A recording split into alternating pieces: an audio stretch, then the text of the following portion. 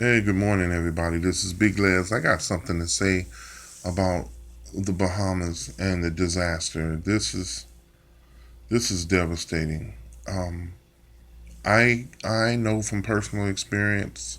I experienced the aftermath of Hurricane Katrina when I was living in Atlanta, and I went out to supply homes for those long-term people that moved from Louisiana to Atlanta, just hooking up landlords that had houses to those people who were getting checks from FEMA because they were living in hotels and the hotels was ripping them off. They raised the rates. Man, it was ridiculous. The restaurants, every business in Atlanta raised the rates because they knew these people were getting $5,000 a month from FEMA. But most of them didn't have any plans to move back to Louisiana. And so I helped them get housing and help them get their kids and their families enrolled in school and other projects. So when I'm looking at this Bahama disaster, all I can say is this is what happens when other people, Europeans, try to they break the prime directive and they invade other people's spaces to try to pull them into the modern world to make them customers, to sell them something. It's downright ridiculous. If you don't know what I'm talking about, let's just say this. Let's say you're a indigenous tribe in Africa.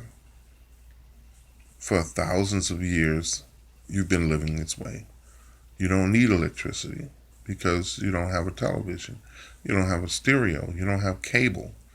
You don't need it. But these people will come over and show you this shit, try to wow you, and get you, in on those things. And the next thing you know, you're depending on them because you feel you can't live without the television or the electricity. You never needed it. Your people never needed it. That's the reason why we have different social backgrounds and makeups. They don't need it. These people, you telling me that these people on this island, which is independent, have don't know how to collect themselves? No, they don't. We seen this in 2014 in Atlanta. People who got four-wheel drive trucks are stuck on the side of the road. Man, me and this guy from Kentucky, we were like, you got a four-wheel drive Jimmy truck, man. You don't know how to. I'm done.